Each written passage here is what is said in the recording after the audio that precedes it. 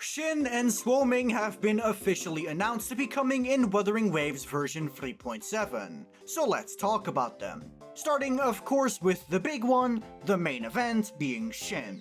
Now I'm gonna say it right now so I don't have to say it again. I don't like Hsin.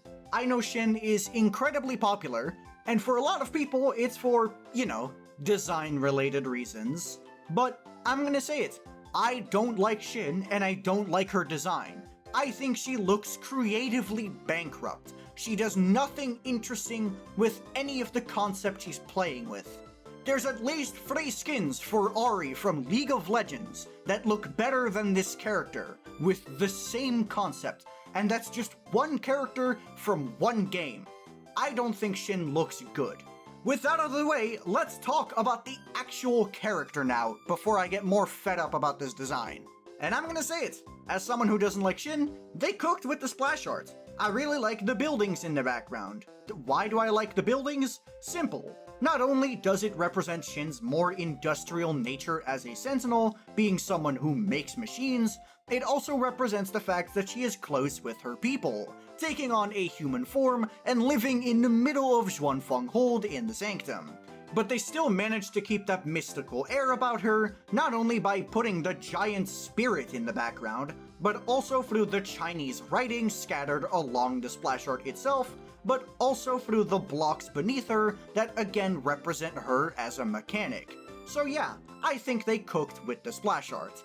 And again, as someone who doesn't like the character, I think they're gonna cook with her animations as well. There is a ridiculous amount of interesting concepts that you can play with when you are talking about animations for Hsin. Obviously, they're gonna show the tail. They are going to show the tail, there's nothing we can do about it. The tail will be very prominent, I can tell you that. But also, there's this big spirit in the background. I don't know what they're gonna do with that. Is that gonna be some sort of second form for her, like an enhanced mode? Is it gonna be something that attacks alongside her? I don't know. It has very cool potential though. She's a mechanic and an inventor. She could easily be using machines to do her job for her instead. Maybe something similar to Bentham's ultimate in Silver Palace. Or she could augment herself using machines. That one makes a bit less sense because she is a sentinel, why would she need to be augmenting herself?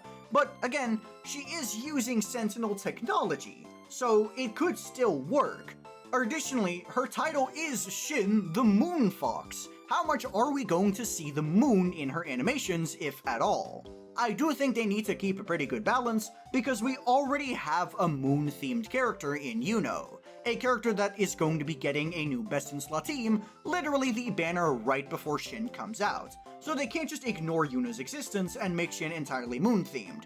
But if they ignore the moon theming entirely, that's also gonna upset me, so they need to strike a good balance there. So overall, there is going to be a lot of potential for Hsin's animations. As for how she's going to play, I imagine that she is going to be primarily a grounded character. But while she is going to be grounded, I hope that she is going to be very agile and movement heavy. Sure, she might not go into the air, is spent doing a lot of movements. And I do hope that I'm right. Think of something like Augusta and how she's using her step back and then immediately followed by her spin slash. She's moving all over the place.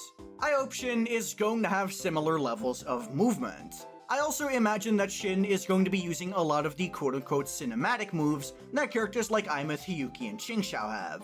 Maybe just like Imeth, she's going to have 2 in her actual rotation, but perhaps unlike Imeth, they're going to actually pause timers so that you still get a full rotation worth of gameplay.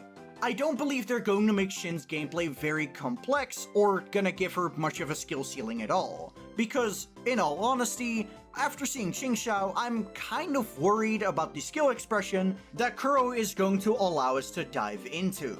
But with Hsin covered, let's go to Suoming. Suoming is, again, not a character I've been super excited for, but she definitely is a character that I don't have as much disdain towards as Hsin. I think Suoming looks good, but other than good, I don't have much of an opinion on her.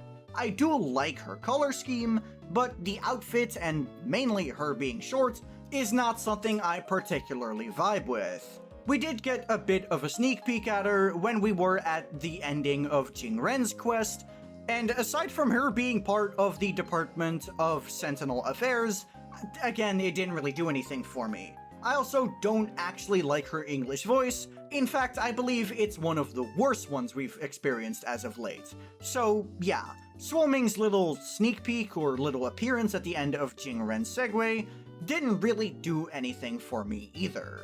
So yeah, Suoming hasn't exactly had much time to really interest me. I think her splash art does look really nice, but one of the big reasons for this is because it actually adds more colors to design. While red and black is never something you can go wrong with in my opinion, color variation is something very important to me, and it's something that Suoming seems to be lacking for the most part. She is primarily red and black, with a little bit of white.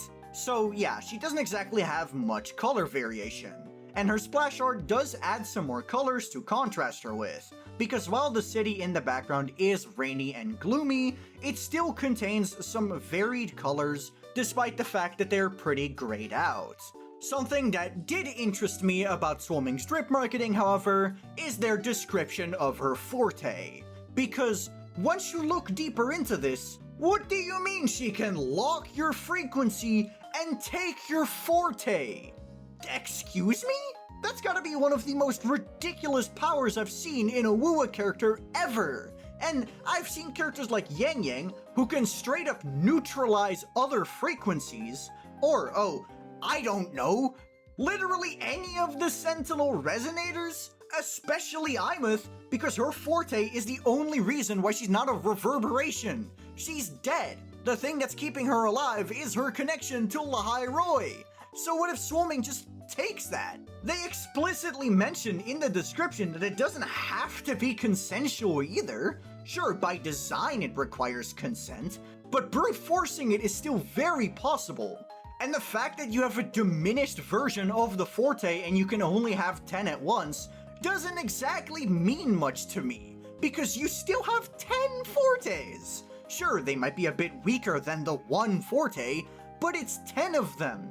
The ridiculous level of combinations you could create by just having access to 10 fortes is ridiculous, because fortes can be incredibly specific. If they don't explore the ridiculous implications behind this power, I don't know man, but this is kind of ridiculous in my opinion. I hope they, at minimum, explore what 3 of Suoming's current fortes can do, and how exactly she can swap them out. But those of course are just my opinions on Hsin and Suoming. Let me know what you think of them down in the comments below. And while you're down there, be sure to like the video and subscribe to the channel. If you have any questions, you should join my Discord, which is linked in the description down below. But that'll be all from me. Peace.